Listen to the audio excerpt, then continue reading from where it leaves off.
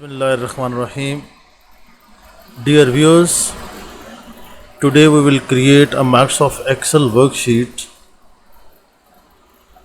I'll do it in such a way that inshallah ta'ala you will learn the whole thing within this one worksheet. So let us start. The first thing we need to do is to input the column headings. हमें सबसे पहले column headings enter करनी है। जिस तरह की भी worksheet हम बना रहे हैं उसकी कॉलम हेडिंग्स हमने सबसे पहले डालनी है। फॉर एग्जांपल हमने एक कॉलम हेडिंग में सीरियल नंबर डाल दिया। द सेकंड कॉलम इसमें हमने item name, quantity, rate and amount. Now there are 5 columns. Here you need to do one thing और उसे हम कहते हैं रैप टेक्स्ट।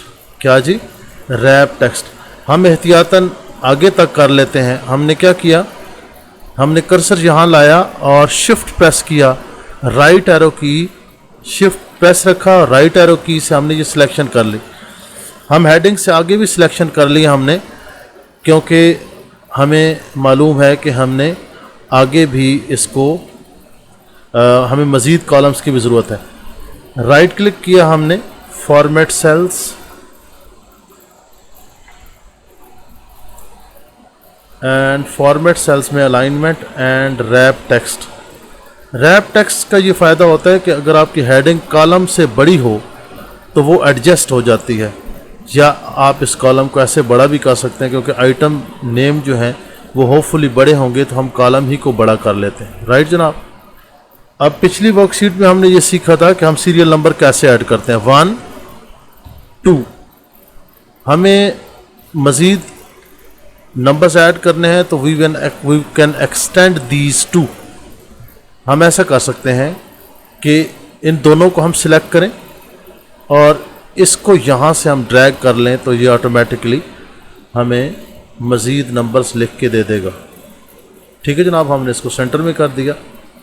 अब आइटम नेम्स में हम लिख लेते हैं जी books. For example books,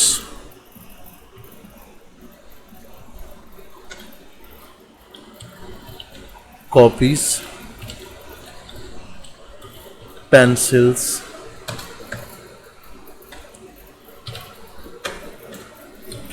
rubber, etcetera. अब बजाय इसके कि ये सारी लिखने के, मैं ऐसा करता हूँ कि इसको तमाम को सिलेक्ट कर लेता हूँ एंड इनको मैं यहाँ से नीचे ड्रैग कर लेता हूँ तो ये रिपीटेडली लिखे जाएंगे। राइट जनाब।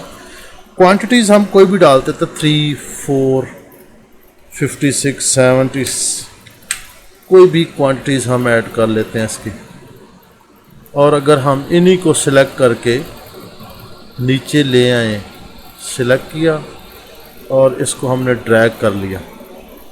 ठीक है। ये जो क्वांटिटी में तो ये नहीं होता ना, डेसिमल प्लेसेस तो नहीं होती पॉइंट के बाद। Format cells, numbers, number and decimal places 0 हो गया, कोई डेसिमल प्लेस नहीं रही। चलें जी, इसको भी हम सेंटर कर लेते हैं। रेट जो है 100, 200, 100, 20, 10, 30, 10, 20, 50, 60, 40, 80, 20, 10, 30,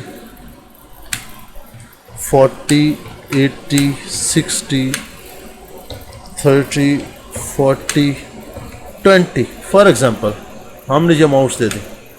अब माइक्रोसॉफ्ट एक्सेल का कमाल ये है कि ये चूँकि कैलकुलेशंस के लिए इस्तेमाल होता है, therefore equals to F4। F4 के अंदर हमारी क्वांटिटी है। F4 मल्टीप्लाइड बाई, मल्टीप्लाई हमें पता है शिफ्ट और 8 प्रेस करने से स्टैरिक आता है, स्टैरिक से मल्टीप्लाई होता है। F4 multiplied by G4। F4 multiport G4, तो ये हो गया। इसको हमने ड्रैग किया तो ये रिमेनिंग हमारा कैलकुलेट हो गया। फॉर एग्जांपल ये देखिए, ये रिमेनिंग हमारा सारा जी ऐड हो गया। अब हम क्या कर सकते हैं जनाब कि इसको हम कर सकते हैं कि amount 10% profit, 10% profit. For example हम हर चीज़ के ऊपर प्रॉफिट लेते हैं जी 10%। जब हम सेल करेंगे तो 10%, तो हमारी जो अमाउंट है यानी purchase amount, that is H4 equals to H4 multiplied by 10 divided by 100। ये जनाब हमारा 10% प्रॉफिट आ गया। हर एक चीज़ का हमने ड्रैग किया जनाब, हर एक चीज़ का आ गया। इसको हम कह देते हैं जी सेल अमाउंट, सेल अमाउंट। अब sale amount is basically equals to purchase amount यानी अमाउंट और 10% प्रॉफिट, तो equals to H4 plus I4, H4 plus I4। तो ये जनाब हमारी आ गई सेल अमाउंट, राइट जनाब। अब हमें इसके ऊपर टैक्स भी देना है, 7% टैक्स। नहीं, ये इमरान साहब की हुकूमत है तो इसमें हम कहते हैं 12% टैक्स कर देते हैं। 12 तो ज़्यादा हो जाएगा, 8 कर देते हैं ताकि 2% सेविंग हो जाए। 8% tax deduction equals to net amount. इसको पहले मालूम कर लेते हैं। इक्वल्स टू 8% टैक्स डिडक्शन, तो वो सेल के ऊपर होगी, तो that is J4 multiplied by 8 divided by 100। तो ये जनाब हमारा टैक्स आ गया हर एक चीज़ के ऊपर। अब हमारे पास नेट अमाउंट, नेट अमाउंट, तो net amount is equal to J4 minus K4, J4 minus K4, ये हमारे पास नेट अमाउंट आएगी। ठीक है जी। अब इस अमाउंट को हम डिवाइड कर देते हैं, divided by 5 brothers. For example 5 brothers और 5 पार्टनर्स कह लें, तो कह लेते हैं जनाब कि L4 divided by 5, divided by 5 brothers कर लेते हैं ना। 5 भाइयों ने तकसीम कर लिया आपस में, तो हर बंदे को क्या आया जनाब, 60 रुपये आया। 60 rupees are earned by everybody. हर एक आइटम के ऊपर ये सेविंग आ गई। अब हम ऐसा करते हैं जनाब कि यहाँ से आपने सिलेक्ट किया and you just click here auto sum, तो ये जनाब सारा सम हो गया आपका। ये the whole thing is added. इनको सिलेक्ट करके कंट्रोल B कर लिया, इन तमाम को सेंटर कर लिया और इस एक को हमने लेफ़्ट कर दिया। अगली चीज़ क्या करनी है जनाब, the next thing is to add borders. ये आपने सेलेक्ट किया जनाब, right click and format cells and borders. This border outside, ठीक है जनाब, और दिस बॉर्डर इनसाइड हमने लगा दिया। ये बॉर्डर्स लग गए जनाब, हमारा अगला काम हो गया। अब हमें the next thing is to add the headings. Headings add करनी है, तो हेडिंग्स के लिए जगह नहीं है। आपने सिलेक्ट किए इतने कॉलम्स और जी, तो लास्ट थिंग जो है वो हेडिंग है। हेडिंग में फॉर एग्जांपल हम देते हैं जी असद एंड सन्स।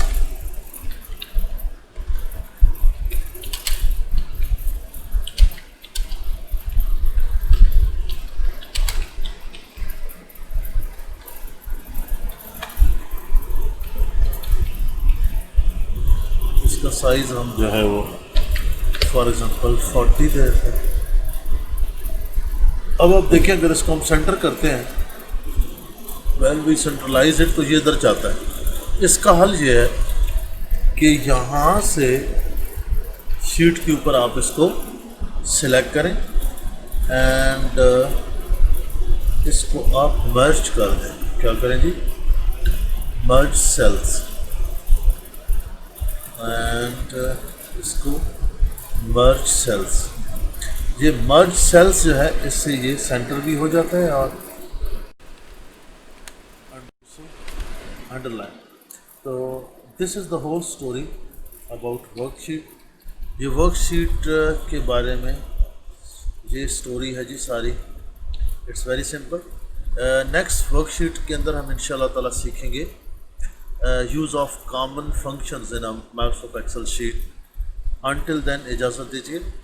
अगर इस वर्कशीट से आपको कोई फ़ायदा हुआ है तो मेरा चैनल सब्सक्राइब कीजिए इंशाल्लाह। तो मिलते हैं इंशाल्लाह नेक्स्ट वर्कशीट के साथ। Thank you very much.